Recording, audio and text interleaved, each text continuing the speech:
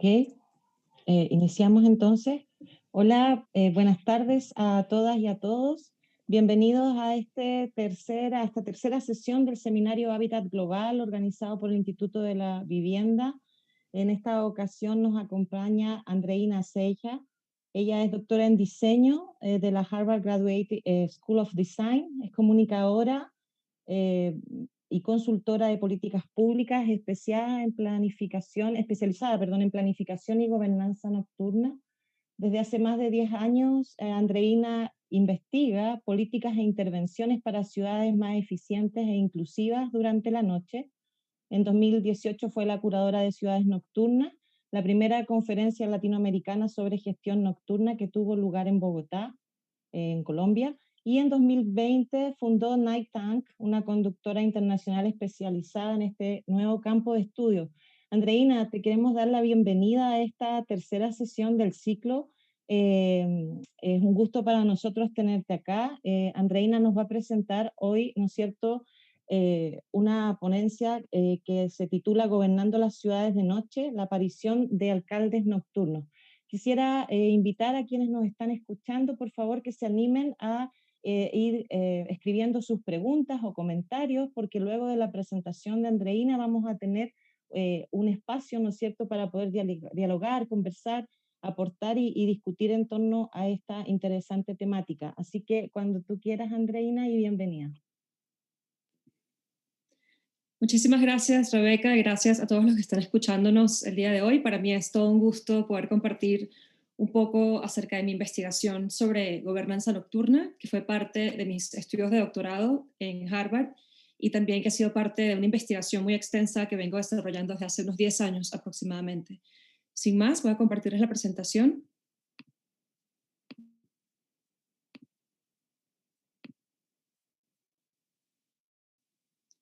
¿La pueden ver, Rebeca? ¿Me haces así si la puedes ver perfecto?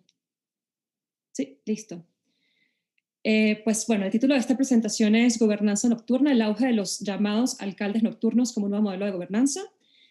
Y la intención es hacer un breve recorrido por el concepto de gobernanza nocturna, el concepto de los alcaldes nocturnos, el cual fue el centro de un estudio que llevé a cabo en el 2018 y que llevó a una publicación en el Journal Urban Studies en el 2019 sobre este rol que ha crecido y se ha expandido de una forma muy, muy rápida a nivel mundial. Luego voy a compartirles 3 ejemplos específicos de gobernanza nocturna en 3 ciudades, Ámsterdam, Londres y Nueva York, que fueron las 3 ciudades que estudié en el marco de mis estudios de doctorado. Y por último voy a compartirles algunas reflexiones del concepto de gobernanza nocturna y de resiliencia nocturna en tiempos de la pandemia del COVID-19.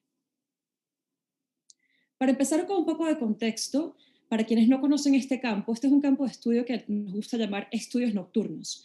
Y es un campo que partió de estudiosos geógrafos, muchos de ellos en el Reino Unido, en Francia, en Holanda, hace unos 30 años aproximadamente. Y ha llevado a una gran cantidad de reflexiones sobre el rol de la noche desde el punto de vista social, desde el punto de vista económico, el concepto de la economía nocturna.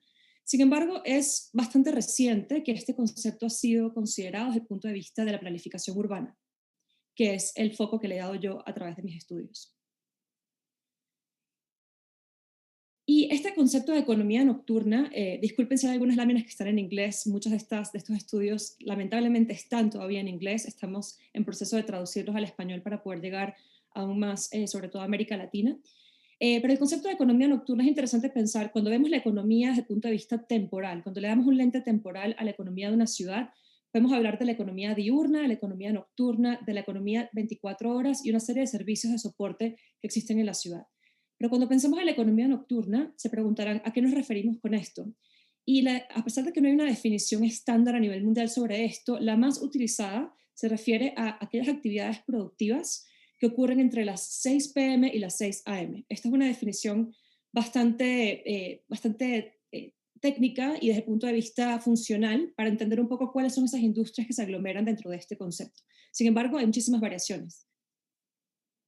Y cuando hablamos del concepto de gobernanza nocturna, es importante pensar que partiendo del concepto de gobernanza entendido como la coordinación de recursos y la coordinación de actividades por parte de un grupo cada vez más amplio de actores, cómo se aplica a la nocturnidad. y es entender que la gobernanza nocturna básicamente abarca tres elementos fundamentales. A mí me gusta hablar del hardware, del software y de las instituciones. Desde el punto de vista de hardware me refiero a la infraestructura que hace posible la vida nocturna en la ciudad. Esto se refiere, por ejemplo, a transporte nocturno, se refiere a iluminación, a servicios de televigilancia.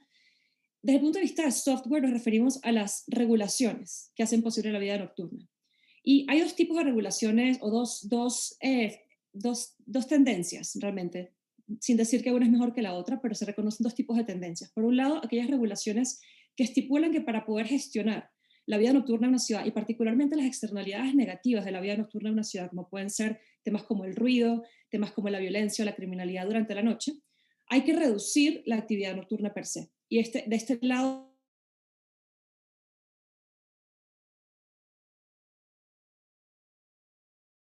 muy fuertes para temas de baile en ciudades como Nueva York y en ciudades como Tokio. Y en el otro extremo están otro tipo de políticas públicas o de regulaciones nocturnas que promueven que para poder gestionar la calidad de la vida nocturna de una ciudad hay que expandir la vida nocturna. Es decir, en lugar de concentrar todas las actividades en un rango de tiempo, es utilizar el ciclo 24 horas de una forma más productiva para escalonar y desagregar las actividades de una forma más eficiente. Ya les voy a contar un poco más sobre eso más adelante. Y por último, el elemento que más en el que me voy a enfocar el día de hoy en esta presentación es desde el punto de vista institucional. ¿Cuáles son las instituciones, las instancias o los actores involucrados en gobernar la ciudad de noche? Antes de entrar en estos actores y quiénes son, quiero hablarles un poco acerca de cuál es el contexto en el que estamos viendo que surgen estos actores. La realidad es que hay una serie de nuevos usos en la ciudad durante el día y particularmente durante la noche. Desde el punto de vista de la planificación urbana, cuando pensamos en la nocturnidad, nos damos cuenta de que la vida nocturna tendía a ser o tiende a ser segregada o separada de otros usos. Es decir, se crean distritos nocturnos, los llamados nightlife areas en las ciudades, separando la vida nocturna por considerarla una actividad que entra en conflicto con otro tipo de usos como residenciales, por ejemplo. Sin embargo, esta separación estricta de usos en la ciudad vemos que ya no es una realidad, ya no es una posibilidad en muchos lugares. Y me gusta siempre compartir esta imagen que viene de Austin, Texas, donde mis padres residen actualmente. Es interesante ver cómo una ciudad como Austin, que es una de las que está creciendo más rápidamente en Estados Unidos, está viendo una confluencia de usos como los que vemos en esta imagen. Bares como el Liberty, que tenían muchos años en este corredor, ahora están completamente rodeados de edificios de uso residencial. La pregunta es entonces, ¿de qué manera podemos lograr una coexistencia de usos diurnos y nocturnos que sea mucho más eficiente en lugar de segregar o separar la vida nocturna a través de regulaciones o a través de infraestructura? Un segundo elemento es que vemos un cambio de preferencias en las ciudades. Esto se refiere a que la idea de pensar en la noche solamente ligada a lugares como la discoteca, pensar la discoteca o el club como el lugar esencial de vida nocturna está cambiando. La idea, además de una discoteca que permanece cerrada durante el día con un gran candado y de noche se llena de día, tampoco es realista, porque estamos viendo que cada vez más se promueve una reutilización o utilización de los espacios de la ciudad durante el día, durante el ciclo 24 horas. Incluso muchas discotecas están ahora utilizando su espacio durante el día para actividades tales como yoga, tales como centros de cuidado infantil, en muchísimos lugares del mundo, pensando en cómo podemos darle un uso más eficiente a los edificios a lo largo del día, que no solamente se limite a una actividad en particular. Pero además es interesante pensar cuando hablamos de ese cambio de preferencias, que actualmente si preguntamos, hacemos un sondeo o encuestas que demuestran las preferencias de los jóvenes, la discoteca ya no llega a ser el elemento más importante en la vida nocturna de una ciudad. Hemos visto que en los últimos años, pre-pandemia, veíamos un auge de festivales y otro tipo de actividades que utilizaban espacios públicos para congregar diferentes usos sociales y productivos. Y es interesante incluso que pensar cómo los festivales han llevado a personas como el premio Nobel Paul Romer a ir a investigar Burning Man, entender cómo Burning Man funciona y qué podemos aprender de festivales como Burning Man desde el punto de vista de la planificación urbana. Cómo podemos lograr, cómo coexisten en un mismo espacio la vida, el trabajo, el ocio, y de qué manera, qué dinámicas podemos aprender de los festivales para aplicarlos a la forma en la que hacemos vida en las ciudades. Es interesante que en Ámsterdam ya existe un llamado enfoque de festival. Esta imagen que pueden ver acá son los tres principales distritos de vida nocturna de la ciudad de Ámsterdam. Y es interesante que consultores como DSP Group en Ámsterdam han estudiado este llamado enfoque que es extraer elementos de lo que es coordinar un festival y aplicarlos a la gestión urbana, particularmente nocturna. ¿Qué podemos aprender de los festivales? Señalización es sumamente clave. Señalización a través no solamente de marcas en el piso o señales, sino también a través de iluminación. La ubicación de servicios, de equipamientos como baños públicos, que puede sonar muy básico y puede sonar muy lógico. Sin embargo, es interesante cómo muchas ciudades no llegan a pensar en todo esto desde el punto de vista nocturno y el enfoque es bastante reactivo en lugar de ser proactivo en cuanto a la incorporación de estas medidas. Pero pasemos a lo que es más importante el día de hoy, que es el aspecto desde el punto de vista de los actores o instituciones que están involucrados en gestionar la vida nocturna de una ciudad. Cuando pensamos en la vida nocturna en una ciudad, lo primero que nos viene a la mente muchas veces, quizá muchos de nosotros, es la policía. La policía siempre ha sido el actor esencial en gestionar o en calmar, en organizar, poner orden en la vida nocturna de una ciudad. Y es interesante pensar que la policía, de hecho, tiene sus orígenes en la nocturnidad. No fue hasta el siglo XIX que existió policía diurna, siempre fue nocturna, siendo su predecesor esencial los night watches o estas brigadas nocturnas que existían en muchas ciudades en Europa.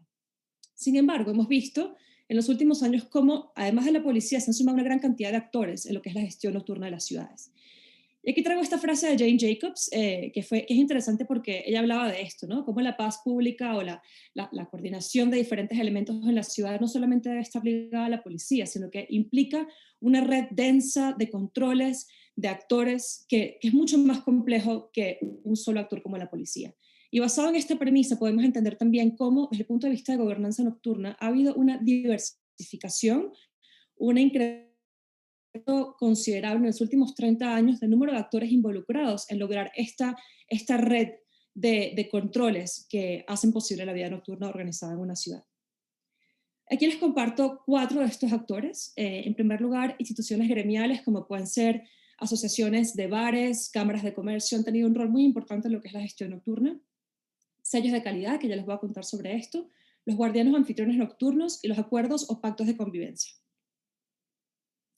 Desde el punto de vista de los sellos de calidad, es interesante, por un lado, un ejemplo muy importante que pueden ver en la imagen arriba a la derecha es el Purple Flag. El Purple Flag es un estándar de calidad creado en el Reino Unido hace ya más de una década, que así como existe la bandera verde para parques o la bandera azul para playas que tienen estándares de calidad, se crea la bandera morada o el Purple Flag para reconocer aquellos establecimientos que cumplen con ciertos estándares de calidad. Y similarmente, en Bogotá, en Colombia, se crea el sello seguro. Se crea en el 2015 a partir de un decreto, pero los primeros establecimientos en recibir este sello lo reciben en el 2018 y consiste básicamente en un estándar de calidad en el que se establecen una serie de medidas, tales como, por ejemplo, contar con sistemas de televigilancia, salidas de emergencia, sistemas para manejar incendios, entrenamiento, personal capacitado y entrenado para manejar público a diferentes horas del día y los establecimientos que cumplen con un set adicional de estas medidas obtienen el sello seguro. Y el sello seguro consiste en un incentivo, porque básicamente aquellos establecimientos que cuentan con este sello tienen la posibilidad de abrir 1 o 2 horas más tarde durante los fines de semana y durante los días previos a los días festivos, que por lo general en Colombia tienden a tener horario restringido o ley seca para evitar cualquier cantidad de conflictos nocturnos. Entonces, básicamente este sello actúa por un lado como una manera de profesionalizar y elevar los estándares de calidad de la industria nocturna, en el caso de Bogotá, y por otro lado también es un incentivo para que estos establecimientos puedan operar más tarde, de una forma segura.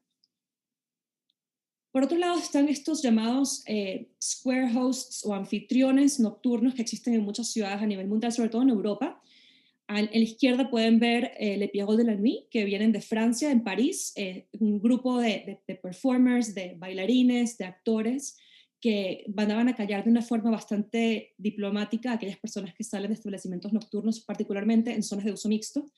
Arriba a la derecha pueden ver a los Soho Angels en Londres, que también son un grupo de anfitriones con chaquetas de color brillante para que los puedan identificar aquellas personas que se encuentran, por ejemplo, que de repente se pierden de su grupo de amigos, de repente alguien se quedó sin batería en el celular y no sabe cómo contactar a su grupo. Estas personas pueden ayudar a desescalar los niveles de violencia y los conflictos en zonas de gran saturación. Saturación me refiero a una gran concentración de vida nocturna.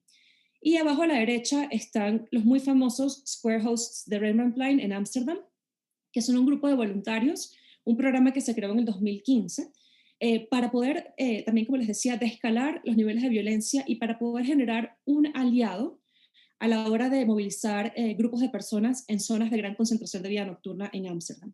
Lo interesante aquí es de qué manera este tipo de guardianes ayudan a balancear lo que son las responsabilidades de la policía. Como la policía en algunos casos no hace falta que intervenga, porque pueden haber estos voluntarios y personajes jóvenes, accesibles, que pueden ayudar a descalar niveles de violencia y entonces poder usar de forma más eficiente recursos tan costosos como pueden ser los policiales. Y por otro lado están los pactos o acuerdos de convivencia, como el caso de Jungbusch, que es en la ciudad de Mannheim, en Alemania. Básicamente este es un distrito creativo con gran vida nocturna, pero también con muchos usos residenciales, en el cual había muchísimos conflictos con respecto al tema del ruido. Y se crea este acuerdo escrito con una serie de normas y compromisos entre, por un lado, los establecimientos nocturnos que operan en el distrito y los residentes se ponen de acuerdo y deciden específicamente cómo van a manejar de una manera política, de una manera consensuada, la vida nocturna del distrito. Esos son algunos ejemplos, como les decía, de esta diversificación tan importante que ha habido de actores nocturnos en los últimos 30 años. Pero, sin embargo, quizá el rol más prominente y el rol que ha tenido un mayor auge últimamente ha sido el de los llamados alcaldes nocturnos. El título de alcalde nocturno, les comento que no es un título universal, hay muchísimas denominaciones, se habla de alcalde, de gerente de la noche, se habla de embajador de la noche, de advocates o de embajadores o delegados nocturnos en diferentes ciudades, y básicamente corresponde, a pesar de las diferencias en cuanto al término, corresponde a un mediador entre tres actores fundamentales. Por un lado, las autoridades locales de una ciudad, por otro lado, lo que es la vida nocturna, el sector nocturno de ocio de la ciudad, y por otro lado, lo que son los vecinos o residentes de esa ciudad. Entonces, el alcalde nocturno o embajador nocturno es este mediador que se encarga de traducir un poco las necesidades de estos tres actores para lograr de una forma armónica y armoniosa y de buena convivencia la utilización de espacios urbanos durante la noche. Esto me lleva a compartirles un poco lo que fue el estudio que les decía al principio que hicimos en el 2018. Lo hice junto a Mirek Milan, que fue el alcalde nocturno de Ámsterdam por muchos años, e hicimos esta primera caracterización o análisis acerca de este fenómeno de alcaldes nocturnos a nivel mundial para entender en primer lugar cuál es la relevancia del rol y entender de qué manera se ha esparcido a nivel mundial, cómo ha sido esa transferencia de política pública de este rol tan interesante en diferentes partes del mundo. Y uno de los principales objetivos de este estudio era justamente mapear la ubicación de este rol. Como pueden ver en este mapa, existen muchísimos alcaldes nocturnos, como pueden ver también diferentes términos, tanto en Europa como en las Américas en los últimos años. Y pueden ver que hay dos colores. Hay unos que están en negro, que son aquellos que se encuentran ubicados, situados dentro de lo que es el gobierno o autoridad local, y aquellos que están en blanco son aquellos que se encuentran situados fuera de la autoridad local, es decir, hay dos tipos, dos variaciones fundamentales de alcaldes nocturnos, aquellos que son un rol oficial dentro de lo que es la autoridad local, el gobierno local, la alcaldía de la ciudad, y aquellos que son embajadores independientes. Podemos ver también que la mayor parte de aquellos que se encuentran en Europa son de carácter independiente, mientras que muchos de los que se han llevado o han surgido en las Américas son de carácter oficial o forman parte de la administración pública de la ciudad. Para poder hacer este estudio, para poder llegar a este mapa, entender un poco lo que era la importancia de este rol, hicimos una encuesta cualitativa. Partimos de una base de datos de 45 individuos que tienen este rol, que asumen este rol de alcalde nocturno o gerente nocturno. Hicimos la encuesta en inglés y en español, le hicimos diferentes tipos de preguntas. La hicimos a través del software Qualtrics de la Universidad de Harvard. Y hicimos preguntas acerca de información demográfica, características del rol que desempeñan, qué tipo de recursos tienen, alcance y algunas contribuciones preliminares. Les voy a contar un poco sobre esto ahora. A nivel de información demográfica es interesante ver que la mayor parte de los alcaldes nocturnos se encuentran entre los 35 y 45 años de edad, son bastante jóvenes, y a nivel de género la mayor parte de ellos son hombres. Esto aún tomando en cuenta cuando los alcaldes nocturnos de ciudades como Londres y Nueva York, ambas son mujeres, lo cual es bien interesante. La mayoría son hombres, pero dos ciudades muy prominentes como estas son lideradas por mujeres. A nivel de recursos, les preguntamos un poco con qué tipo de presupuesto cuentan para desempeñar su rol. Es interesante que cuenten con un presupuesto bastante limitado, salvo algunas excepciones como Nueva York y Londres. Todos cuentan con $20,000 o menos como presupuesto anual para desempeñar su rol y cuentan con muy poco staff. Es interesante pensar que el rol de alcalde nocturno no se debe contemplar como una persona, sino más bien como un equipo responsable por generar y gestionar la nocturnidad. Y les voy a contar un poco después por qué, pero pueden ver que desafortunadamente muchos de estos actores tienen un staff o recurso humano muy limitado.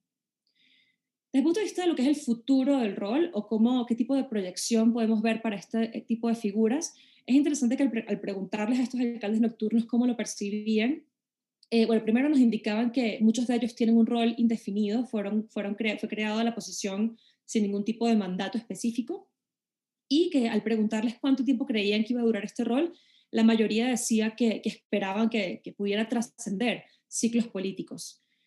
Desde el punto de vista de contribuciones preliminares, es interesante ver, se identifican 5 tipos de contribuciones. En primer lugar, como les decía, son abogados o son líderes desde el punto de vista de lo que es la vida nocturna. Muchos de ellos, por ejemplo el caso de Nueva York y de Londres, han sido bastante emblemáticos los alcaldes nocturnos para promover lo que son los derechos de los grupos derechos de LGBT, LGBT en estas ciudades.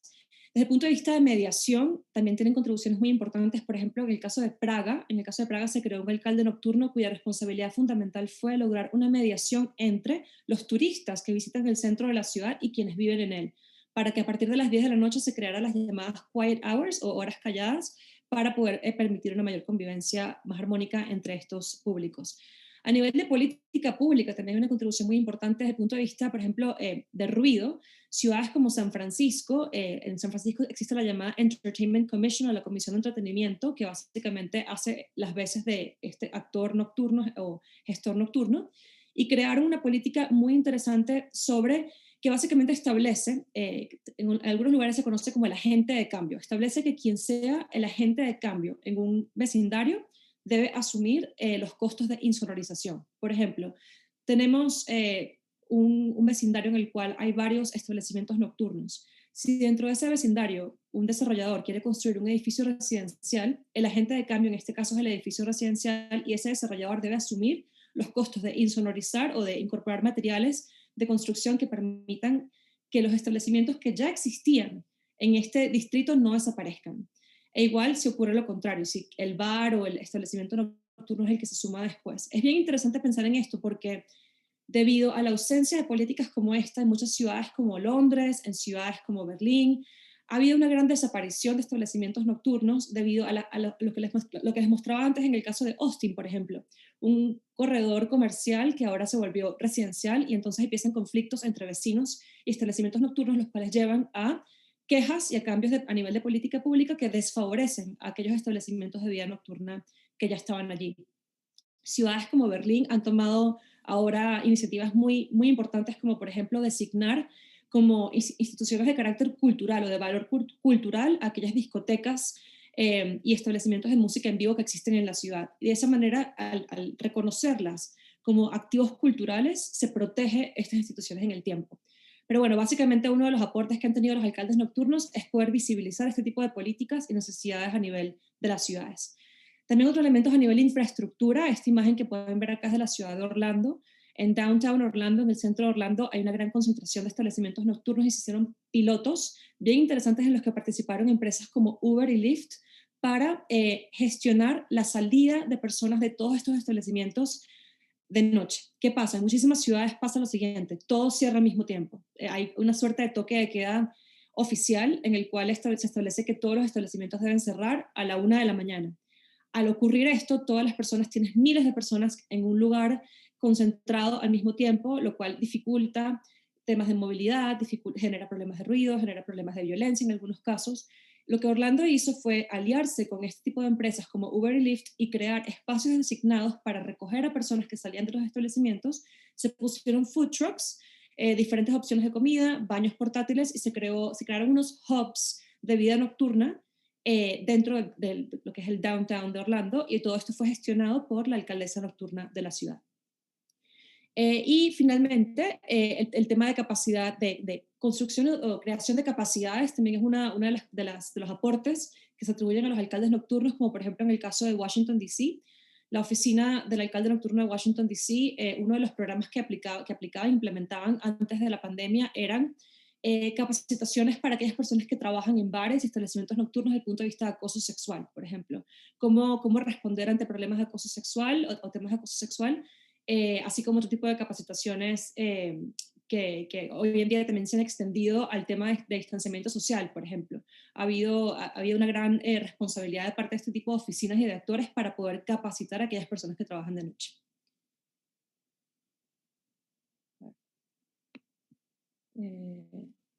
Perdón, otra de las cosas que les quería comentar era que, bueno, como les comentaba antes, le preguntamos a los alcaldes nocturnos cómo visualizaban la proyección de su rol a largo plazo.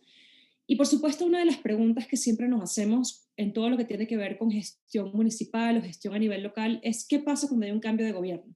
¿Qué pasa cuando cambia el alcalde? Porque muchos de estos alcaldes nocturnos y de estos roles han surgido a partir de un alcalde de la ciudad que fue un champion de esta idea y que decidió darle cabida dentro de la administración pública, que sin embargo queda la interrogante de qué pasa si el alcalde cambia, si el alcalde siguiente lo va a retomar o no. Esta es una gran pregunta que todavía no tenemos respuesta. Lamentablemente muchos de estos roles que les estoy comentando hoy tienen unos 10 años, 5 años, 3 años de haber sido creados. Creo que hace falta un poco más de tiempo para poder ver hasta qué punto, a pesar de los cambios de gobierno y administración pública, los roles de alcalde nocturno van a continuar. Por ejemplo, en el caso de Londres, fue reelecto el alcalde hace poco y ya se sabe que la oficina nocturna de la ciudad va a permanecer. En el caso de Nueva York también hay elecciones pronto y no hay claridad sobre qué va a pasar. Sin embargo, aquellas oficinas que tienen aquellos alcaldes nocturnos cuyo rol está incorporado dentro del organigrama de la ciudad tienen una proyección mucho más estable que aquellos alcaldes nocturnos que son embajadores independientes que no tienen acceso a fondos públicos, como puede ser el caso de ciudades como Londres y Nueva York. También como parte de este estudio hicimos una serie de entrevistas ya para conocer más en profundidad cuál es la relevancia y cuál es la contribución de estos roles. Aquí pueden ver algunas de las personas que entrevistamos, básicamente personas como Charles Landry, que han estado involucrados muy cerca de todo lo que es el crecimiento del sector de economía nocturna en países como el Reino Unido, así como también expertos y profesores en temas de desarrollo urbano, gestión urbana y estudios culturales. Y es interesante ver que los orígenes del rol, sobre todo del término alcalde nocturno o night mayor, vienen de Holanda. Holanda es el país en el cual surge este término y se genera de una manera bien interesante que es a partir del poeta Jules Delder, que él se llamaba a sí mismo el alcalde nocturno de Rotterdam. Y a partir de este término se populariza como parte de los poemas y de las intervenciones de Jules Delder, y luego la ciudad de Ámsterdam lo toma y lo constituye realmente en un rol. Es interesante como les comentaba antes, la propagación del rol ha sido muy rápida a nivel mundial. Aquí pueden ver algunos de los artículos de prensa que han salido con respecto al rol. Ha tenido un gran apoyo a nivel mediático, lo cual ha incentivado también a que más ciudades vean esto como un rol sexy o atractivo que pueden crear, que pueden adoptar. Sin embargo, esta transferencia de política pública que ha sido bastante rápida, no en todos los casos ha sido exitosa. Ya les voy a contar por qué. Pueden ver acá también en este otro diagrama que creamos cómo la línea de tiempo y cómo se han ido sumando cada vez más ciudades a esta tendencia. Esta línea de tiempo llega hasta el 2019 y va en constante cambio, por lo cual decidimos crear un mapa online interactivo que lo pueden ver en nighttime.org/map. Ahí pueden entrar y pueden hacer clic en cada una de las ciudades, pueden acceder a la página web de cada una de estas oficinas nocturnas, pueden conocer un poco más acerca de los diferentes tipos de rol. Así que los invito a que lo vean también porque esto es, como les contaba, es un fenómeno en constante cambio. No sabemos realmente, a pesar de que ya vemos algunas luces y vemos algunas diferencias entre los diferentes tipos de rol, falta un poco más de tiempo para saber a ciencia cierta cuáles van a permanecer y cuáles no. Como les decía, hay variaciones, hemos creado una tipología de este tipo de roles y es interesante ver que a nivel geográfico hay diferencias importantes, como les decía antes, en Europa. La mayor parte de estos actores nocturnos tienden a ser independientes y posiciones temporales, mientras que en Norteamérica han sido adoptados como representantes oficiales y posiciones más permanentes en el tiempo.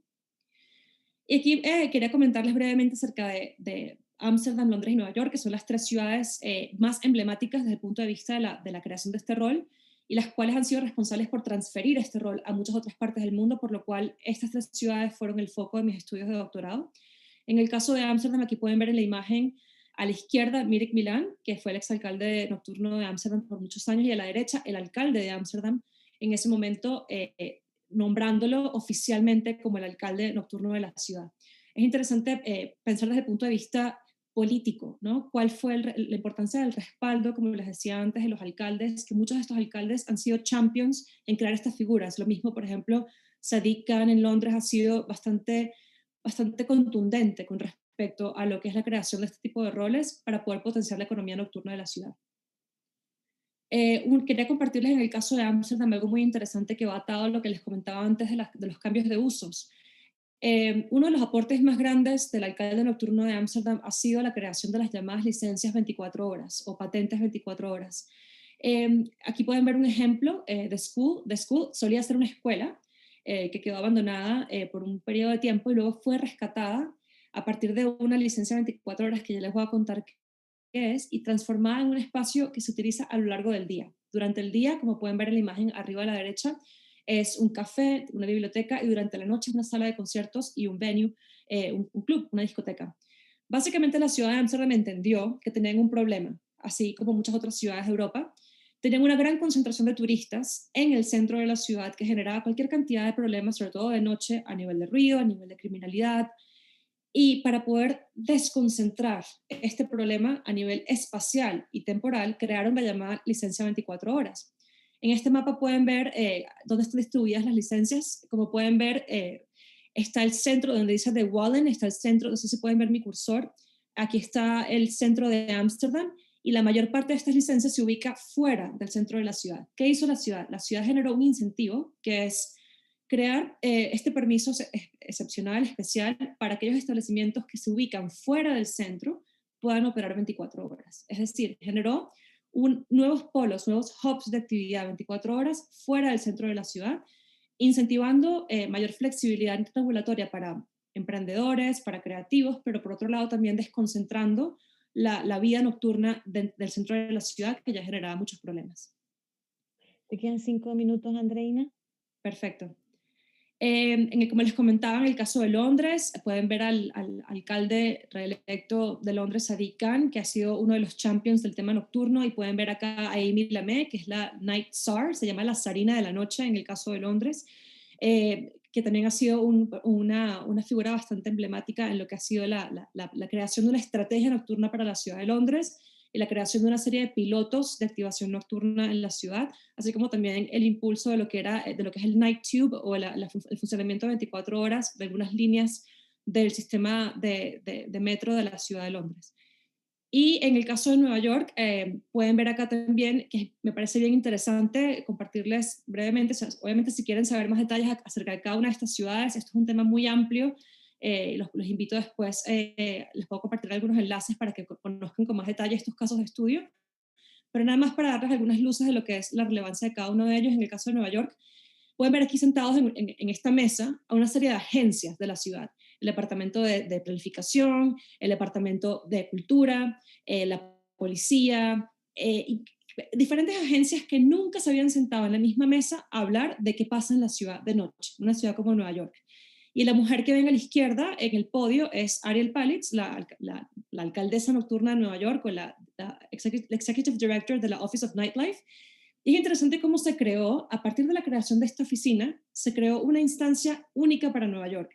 Cada 6 semanas se reúnen todas estas agencias de la ciudad y discuten cuáles son los elementos en común que afectan a la ciudad de noche. Pero es interesante que incluso para Nueva York esto es algo único porque nunca se había pensado desde el punto de vista de gestión o de política pública en cómo diferentes actores intersectan durante la noche. Voy a pasar esto rápido. Aquí nada más esta imagen para que vean todos los alcaldes nocturnos que en Estados Unidos. Es interesante cómo a nivel regional y a nivel incluso dentro de un mismo país existen diferentes modelos. Todas estas ciudades en Estados Unidos han creado una oficina de la nocturnidad. Y también incluso en América Latina existen varios modelos y varios casos de gestión nocturna. El primero de ellos fue Cali en el año 2016. Se hizo este foro llamado Cali 24 horas, en el cual se trajo al exalcalde nocturno de Ámsterdam, a expertos de diferentes partes del mundo para compartir con Cali cuál es esa visión de la nocturnidad y cómo generar una estrategia nocturna para la ciudad.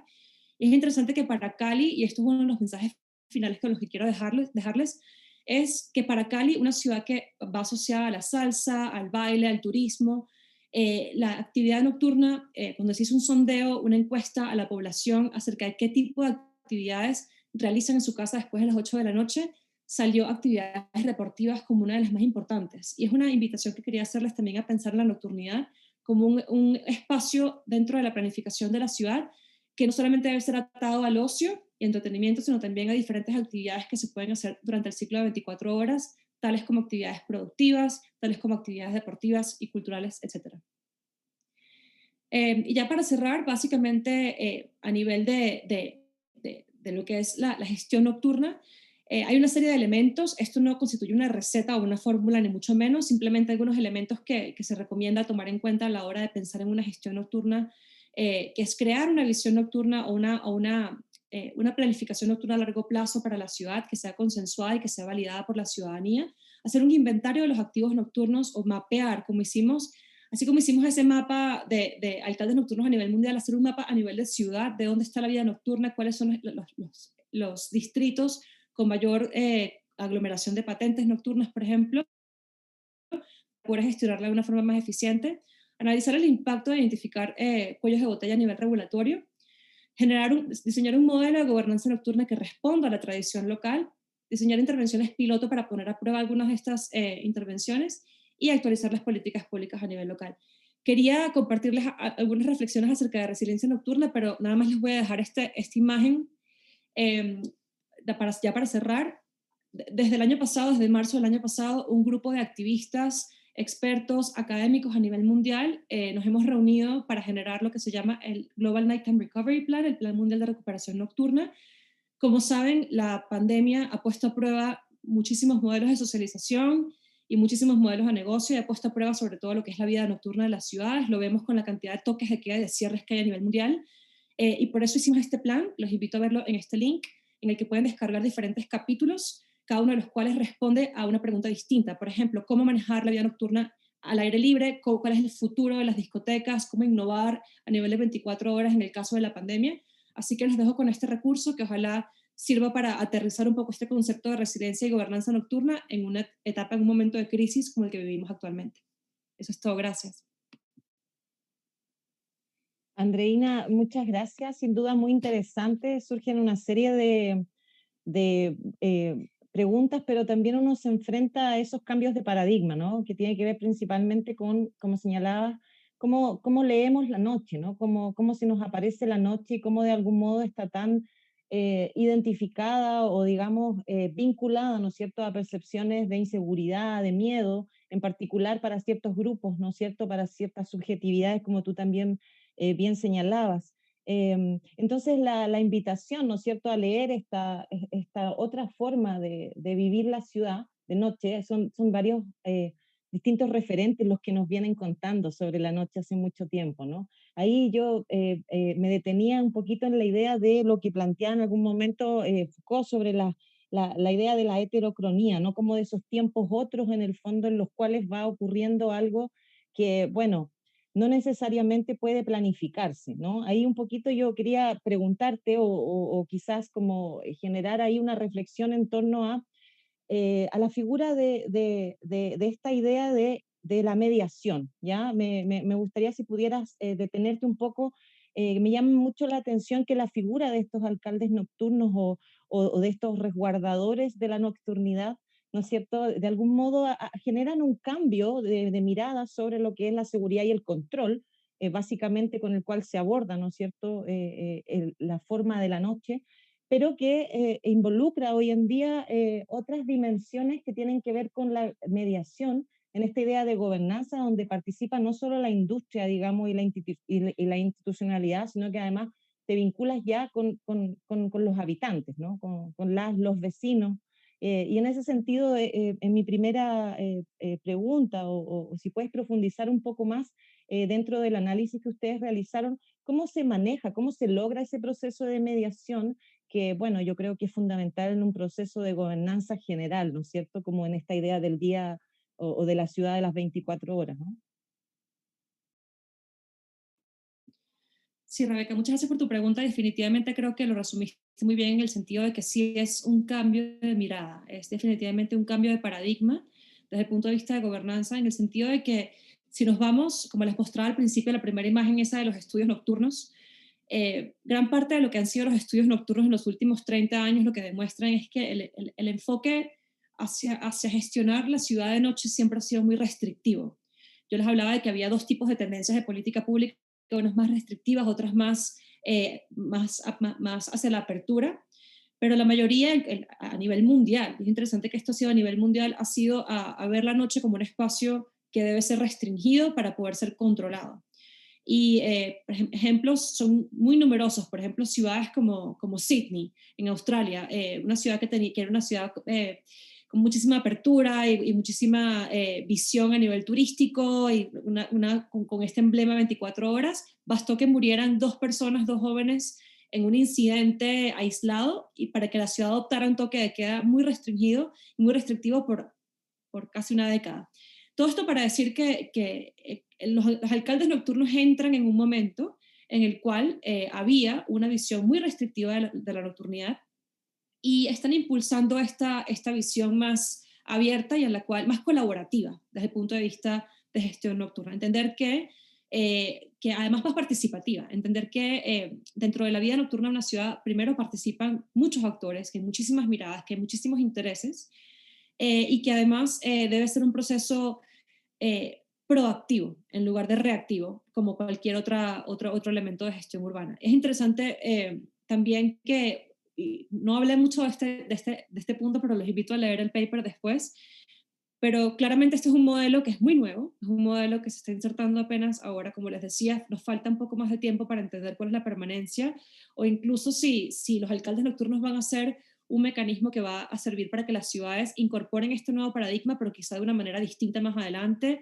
Lo interesante es que tienen muchas limitaciones, y una de las limitaciones ha sido aferrarse a pensar la noche desde el punto de vista del ocio. Yo creo que una de las cosas que deben tomar en cuenta las ciudades es cómo la vida nocturna es un ámbito sumamente amplio. Se conoce como es la otra mitad del día. En muchas ciudades básicamente la noche es la otra mitad del día y es interesante cómo la dejamos de lado desde el punto de vista de la planificación y por eso creo que la invitación es a pensar en la noche como un espacio que no solamente se limita a el ocio, el entretenimiento, sino que también es el espacio productivo y el espacio de trabajo para muchas personas, los que trabajan en call centers, enfermeras, médicos que trabajan de noche, aquellas personas que trabajan en servicios, bueno, en puertos, aeropuertos, etcétera. Es un lugar de trabajo y de funcionamiento para muchas industrias, por lo cual creo que es importante ese cambio de paradigma para ver de qué manera somos más proactivos en la forma en la que gestionamos este tiempo de la ciudad. Sí, mira, aquí ya tengo algunas preguntas acá en el chat, pero yo, perdona que me extienda un poquito en esa profundización. Me parece que ese cambio de paradigma también aborda un poco la discusión actual respecto a la necesaria incertidumbre que requerimos en las formas de proyectar, ¿no es cierto?, la ciudad. Esa incertidumbre que está dada, como dicen algunos autores, por lo insólito, ¿no? Por eso que es implanificable y que tiene mucho que ver con, digamos, con lo que se construye desde las prácticas sociales, ¿no? Ahí tú misma planteabas, ¿no? Esta triada, un poquito como uno podría atender las dimensiones de esa nocturnidad que tiene que ver con lo físico, digamos, concretamente, en términos de lo construido, ¿no es cierto?, la infraestructura y otro. Por otro lado, lo social, ¿no es cierto?, que se desprende de ahí, y una tercera pata que tiene que ver con lo ambiental. ¿No es cierto?, como el medio ambiente también juega ahí roles. Entonces me parece que sin duda es un desafío que involucra cuestiones que pueden ser eventualmente también replicables a nivel diurno, ¿no es cierto? Y tiene que ver con los modelos de gobernanza. Y a propósito de lo de medio ambiente, quería conectarte ahí con la primera pregunta del chat que plantea, ¿no es cierto? Sí, déjame, que la estoy leyendo aquí, cómo se hace dialogar, ¿no es cierto?, esta modalidad de la nocturnidad o de la vida urbana nocturna en particular con efectos potenciales que podría tener en términos medioambientales, particularmente asociado al uso de energía.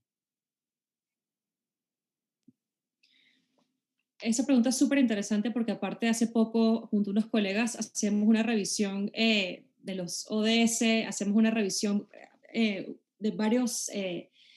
muchos documentos a nivel de desarrollo sostenible y es interesante que la nocturnidad no figura por ningún lado. Creo que es importante hacer ese match entre lo que es la noche y lo que es el desarrollo sostenible de las ciudades.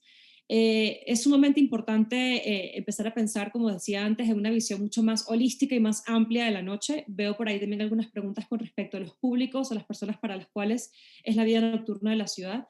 Eh, Creo yo que el hecho de contar con una institución, con una instancia a nivel local que es responsable por pensar de manera proactiva, por generar políticas públicas, por revisar a nivel regulatorio cuál es el aparato con el que cuenta la ciudad, es un buen punto de partida para empezar a pensar en todos estos temas. ¿Para quién es la noche? ¿Quién se ve afectado desde el punto de vista social, económico? ¿Cómo generar políticas ambientales que sean sostenibles y que respondan a las necesidades de diferentes grupos? Por eso creo yo que desde el punto de vista institucional es un buen punto de partida contar con estas oficinas o instancias a nivel local. Sin embargo, estas son preguntas que todavía que apenas empiezan a responderse. Este campo de estudio de estudios nocturnos está en pleno auge actualmente. Me atrevería a decir que apenas hace unos 5 años se ha empezado a disparar en lugares como el Reino Unido, en Australia, en Estados Unidos, en Canadá. Y creo yo que hace falta aún más poderlo pensar en el contexto de América Latina, ya que son muy pocos los estudios que existen actualmente en la región.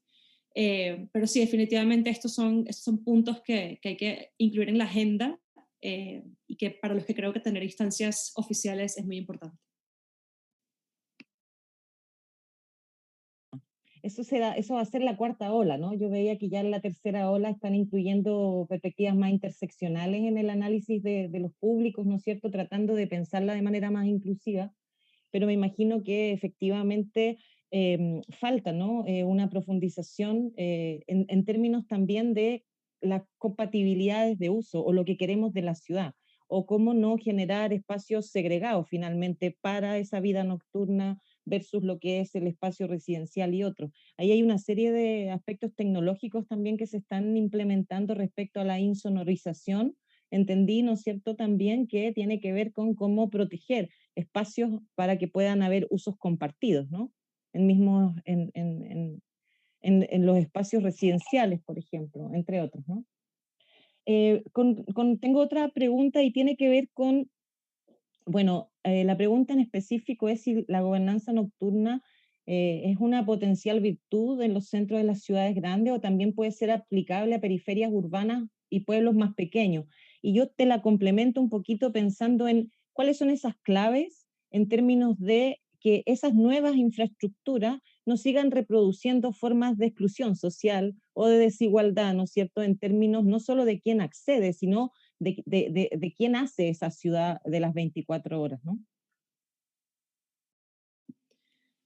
Dos puntos muy interesantes a lo que mencionabas primero antes de tu pregunta. Creo que todos estos nuevos estudios alrededor de, bueno, nuevos y no tan nuevos, alrededor del cronourbanismo y la idea de pensar el tiempo como una variable para planificar la ciudad, nos hacen pensar un poco en cómo estos usos pueden coexistir. Incluso ahora que está tan de moda la idea de la ciudad de los 15 minutos, si pensamos en esa ciudad en la que todo está tan accesible y todo está tan cercano, no podemos dejar fuera lo que es la idea del tiempo y cómo a lo largo del ciclo de las 24 horas esas actividades coexisten. Entonces, definitivamente tecnología, pero también regulaciones que tomen en cuenta estos diferentes usos son muy importantes para poder ponerlos a prueba. Y existen muchos pilotos, hay muchas ciudades a nivel mundial que están haciendo pilotos muy interesantes para lo que tiene que ver con expansión horaria. Entre ellas Bogotá recientemente está haciendo una serie de pilotos, la alcaldía de Bogotá, para tomar en cuenta esto, ciudades como Ámsterdam, Barcelona, lo cual es interesante pensar en el tiempo como una variable, incluso desde el punto de vista de la pandemia. el distanciamiento social no solamente se logra a nivel de espacio, sino que hay una variable temporal también para lograr ese distanciamiento. Y con respecto a tu pregunta sobre el tamaño de las ciudades, creo que eso es un tema muy importante. Por supuesto, eh, creo que es lógico que las ciudades que concentran una mayor actividad nocturna, tiene que ver con escala, ¿no? Y con economías de escala. Creo que era lógico que ciudades como Nueva York, como Sydney, como Tokio, como Berlín, se plantearan estas preguntas primero. Sin embargo, un tema muy interesante que estamos viendo ahora, volviendo a la pandemia, es cómo ha habido una desconcentración de una serie de actividades, incluso el ocio, cómo a partir de temas de distanciamiento social, incluso a nivel de percepción y de confianza, ya no vamos a pensar solamente en los centros urbanos como los lugares en los cuales podemos acceder tanto a funciones laborales como a restaurantes, como actividades de entretenimiento y cultura a lo largo del día. Entonces, hemos visto cómo hay una desconcentración, una redistribución de vida nocturna en las ciudades, y creo que el ejemplo de Ámsterdam es bien interesante con los que les contaba lo de las licencias 24 horas, cómo a partir de una regulación una ciudad puede lograr crear incentivos para desconcentrar su oferta 24 horas de una manera que no solamente genera una mejor convivencia en casos como el centro histórico, sino que también estimula lo que es que las personas visiten otras áreas de la ciudad y estimula el desarrollo de otras áreas de la ciudad. Creo yo que todo al final responde a cuál es la visión, cuál es la estrategia que persigue una ciudad, y no necesariamente la agenda nocturna que les estaba comentando hoy se aplica solamente a ciudades como Nueva York o Ámsterdam, sino también es básicamente un nuevo lente o una nueva plataforma o paradigma, como dijiste tú, sobre el cual analizar las problemáticas que existen en la ciudad y cómo manejarlas de una manera más proactiva. Andreina, tengo otra pregunta acá.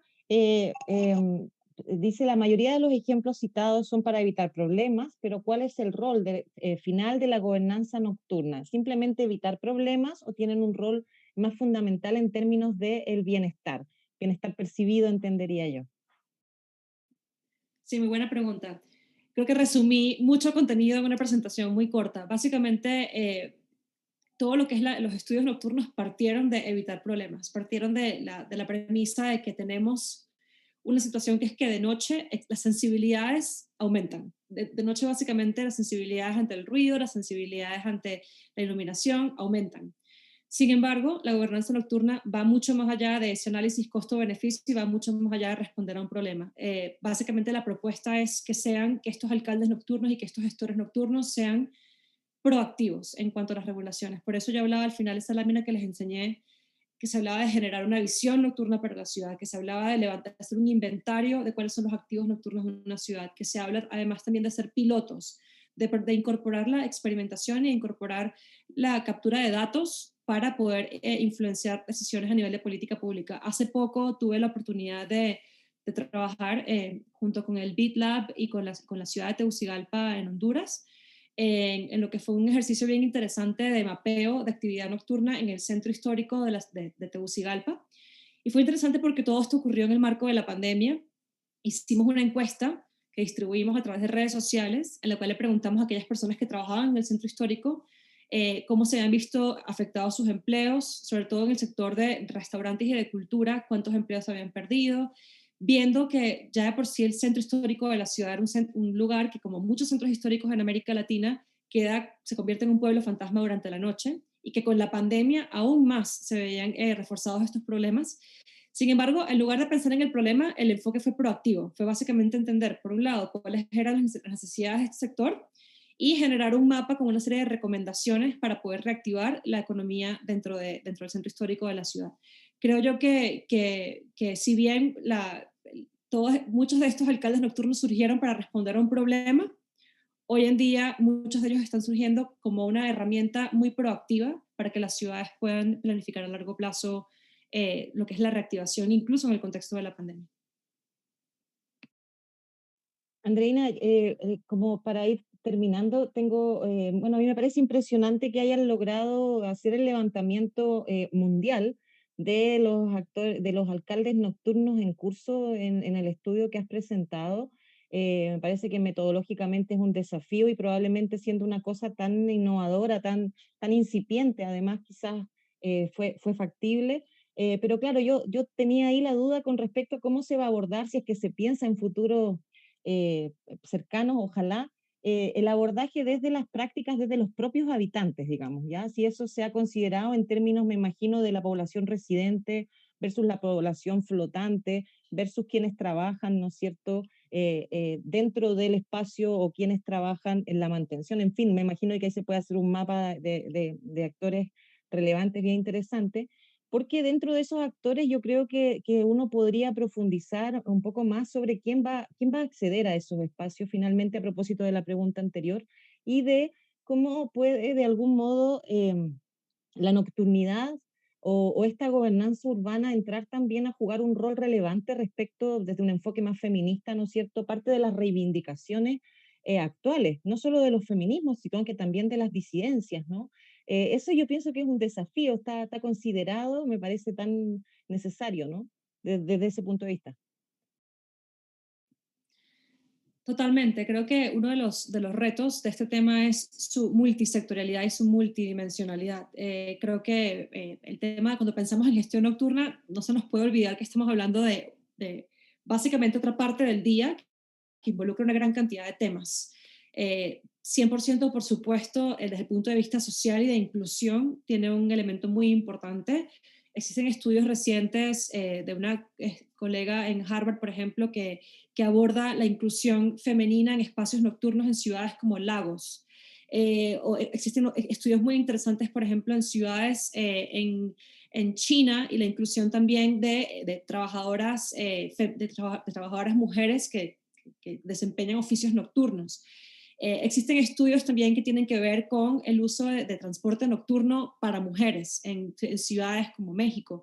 Creo yo que lo interesante acá es pensar que cada ciudad tiene necesidades totalmente distintas, que van atadas no solamente a la visión que se tenga como gestión, como administración local, sino también a las necesidades particulares que tengan a nivel de gobernanza y a nivel histórico. Lo que les mostré hoy es un resumen de una gran cantidad de experiencias a nivel mundial en cuanto a gestión nocturna, que son muy variadas entre sí. Y gran parte de lo que fue mi estudio doctoral fue poder mapear estas experiencias y poder demostrar que, si bien hay una gran influencia de ciudades como Ámsterdam y Londres para el resto del mundo, que hay una transferencia de políticas públicas que no debe darse de forma directa. Es decir, cada ciudad debe tomar la decisión de identificar cuáles son sus retos a nivel de nocturnidad, hacerlo de forma participativa, hacerlo basado en datos, en recoger datos sobre este sector. La economía nocturna es realmente un sector bastante desconocido para muchas ciudades. Muy pocas ciudades han mapeado el tamaño de su economía nocturna, cuántos empleos genera, etcétera. Hay que partir de eso para poder entonces a partir de eso generar una visión y una serie de acciones. Y la gobernanza nocturna viene a ser la instancia que implementa estas acciones y que puede impulsar este nuevo paradigma. Creo yo que la lección con la que me gustaría dejarlos es que es una nueva corriente de estudio y de práctica a nivel mundial, que existen muchas variaciones y que la invitación es que cada ciudad, basado en su tradición de gobernanza, basado en su tradición regulatoria y basado en sus intereses a nivel económico, sociales, genere una visión nocturna que responda a esta realidad local. Por lo cual no es una fórmula que se busca replicar, sino es una nueva herramienta con la que cuentan las ciudades para pensar en el uso del tiempo de una forma más eficiente. Andreina, considerando el tiempo, yo quería, bueno, agradecerte mucho la presentación en, en esta tercera sesión, ¿no es cierto?, del ciclo Hábitat Global de nuestro instituto. Sin duda que ha sido un tema muy interesante, sobre todo por la invitación a este cambio de paradigma, como señalábamos, y tiene que ver también con cuestiones asociadas, ¿no es cierto?, como tú dices, a aspectos de infraestructura, de gobernanza, ¿no es cierto? También de esta nocturnidad, de la mediación, ¿no es cierto? Decíamos como este rol de la mediación como un actor clave en ese proceso de gobernanza. el pensar a propósito de Jacobs, que tú citabas, ¿no es cierto?, con esta revitalización permanente también de la ciudad, pero sin duda que deja hartas preguntas, ¿no? Como de un proceso que requiere ahí mayor profundización, mayores estudios, entre otras cosas. Te agradezco, queda, digamos, el documento también disponible para quien quiera profundizar sobre lo que ha expuesto a Andreina. Estamos nosotros cerrando esta tercera sesión. Me gustaría dejarlos invitados cordialmente para nuestra cuarta sesión, que es el día 26 de mayo, donde contaremos con la participación de Alfredo Ramírez, con un tema que abordará el diseño, políticas y el calentamiento global. Nuevamente, Andreina, muchísimas gracias por acompañarnos, que estés muy bien y que puedas regular ahí los horarios que me contabas. Está en Arizona, Andreina. Así que, bueno, un saludo grande y que estés muy bien. Muchísimas gracias por el espacio y bueno, ojalá haya despertado un interés por este nuevo tema. Gracias a todos. Cuídense. Chao, chao.